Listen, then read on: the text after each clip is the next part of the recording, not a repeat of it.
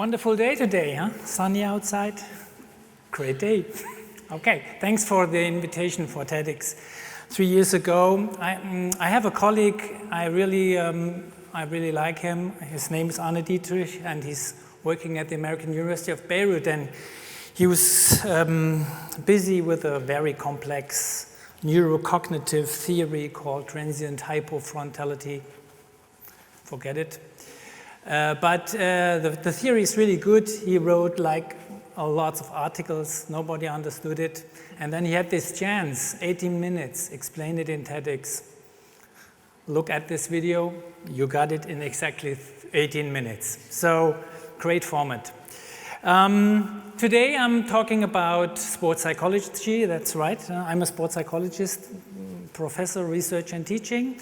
I'm not talking too much about research and teaching. I'm just talking about my stuff I'm doing beside that, like applied stuff, no research. I just want to give you 3 messages today. First, why is applied sports psychology so different from whatever? Second, what is the background and the approaches we are working with? And third, why does this lead us into a dilemma? And I hope at the end of my talk you understand what the applied sports psychology setting is and what the problem is with that. When I usually meeting people at the first time and we start talking and say, what are you doing? What's your job? And I said, I'm a sports psychologist. The next question I got is, okay, where's your red couch standing? Can you imagine lying Vitaly Klitschko on a red couch, talking about his nightmare dreams, and me just interpreting these dreams? It's unbelievable, no way. Or this tennis superstar, Serena Williams, sitting on the sofa and just free associating about her thoughts, which want to be interpreted by the other? No chance. So this is not the setting we are working in sports psychology. Just give you 2 examples, which I had in the last 10 years, two small examples of athletes. I'm working with top athletes. One example was, I was working with a female springboard diver. You know springboard diving is? Like you jump from 3 or 10 meters and do some somersaults and stuff like that, and then you have to dive. Exactly. This female springboard diver, she was very talented, one of the best divers we had in Germany, and she was like performing 8 months before the Olympics, a 305B. This is a special language, a diving language, which means it's a 2.5 reverse somersault. So you jump forward and you flip backward, and you do it very close to the board. So sometimes it happens, bang. Okay, so this diver was very optimistic about the participation at the Olympics, but after this little accident, she didn't even could imagine that dive anymore.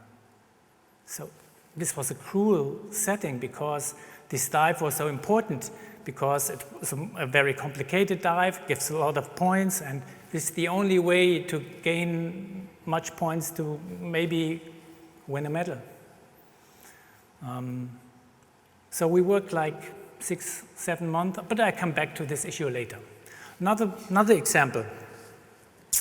Marathon runner, national top marathon runner. You know what marathon running is? Anybody run a marathon here? No. 42 kilometers, okay? A long way.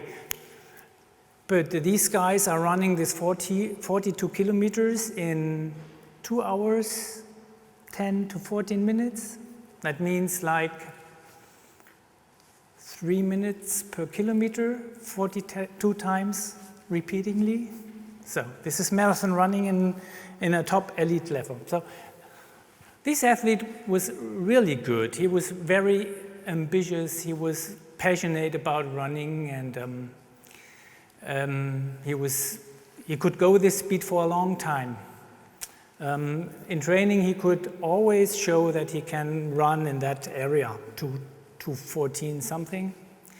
But every time he was going into competition, at some point he got bad side stitches, but no physiotherapist, no medical doctor could find out what it is. So he was basically healthy, but he was just getting these pains after 34, 35 kilometers. Nobody could help him. This is just an example to show you how we work, not what we are working, but in which settings we are working. So do you think we have a psychological office? No, we don't have. You understand that very quickly, because how is a day of a high elite athletes look like? Usually they stand up at 6 o'clock in the morning or 7, first practice session like 2 hours, a little bit breakfast before maybe. After 2 hours practice, coming home, relax a little bit, getting some food, maybe work, maybe study if they are students. Second practice, again 2 hours, coming back again, relaxing a little bit longer than before. And then sometimes, depends on which season part you are, you have the third practice. So they come home at like 8 o'clock in the evening. Do you think they like to come to a psychologist's office then? No chance. So one big difference between the sports psychologist and other psychologists is that we do not have like these office hours, like a psychology office. We work where the athletes are. Another problem is our approach, or the background combined with the approaches we are running we are working with. So you can study sports psychology here in Halle, and my students come from two directions: the psychology and the sports science. So both have strengths and weaknesses, so that makes it interesting to work with students from both sides. Psychologists, they are experts in describing, analyzing, and predicting behavior. That's what they learn. Analyzes, describing, and predicting behavior. Very helpful, using diagnostics and stuff like that. They know a lot about how to communicate with athletes, and maybe to help them that they develop in the right way. Most of them have a specific psychological approach called humanistic approach. That means that a person is basically social, constructive, and free, is acting on free will and intentional planning, which helps him to develop and maybe to perform the best he can do. A sports scientist has another approach. He knows, or she knows, a lot of the different issues which are combined to sports medicine, biomechanics, motor control, motor learning. They know pretty much about the performance system in sports. They know how the sweat smells from the goalie when he just standing there and awaiting for the penalty kick. So they are pretty much into the setting, in the sports setting. But the approach they know best is the performance enhancement approach. That means they know that hard work, tough training, 5 to 7 days a week, sometimes over a month, working every day, without getting any reward, postponing possible rewards in the future. And this sometimes really contradicts with the humanistic approach. This is really, and there we have the dilemma. So when psychologists are working in a setting which is basically combined with performance, we are in that dilemma. So what is a good sports psychologist from my point of view? He or she's an expert in the issue he or she studied, psychology as well as sports sciences. And she can solve this dilemma. He or she can solve this dilemma they are in, like in the humanistic area, but working in a performance system. There are other things a sports psychologist is faced with. A sports psychologist has to be with the athlete. He's going to the arena, to the pool, at the racetrack. So we are close to the supporting stuff, and when the competitions are, they don't have weekends, they don't have holidays, because athletes are active and performing when other people are sitting on the couch at home and want to be entertained by high elite sports. So you don't have that. You don't have holidays, you don't have free days. You have a lot of traveling to the trainings, camps, and you're always on the road. Family planning, forget it. You're always on the road. So there could be the question, why are you doing that?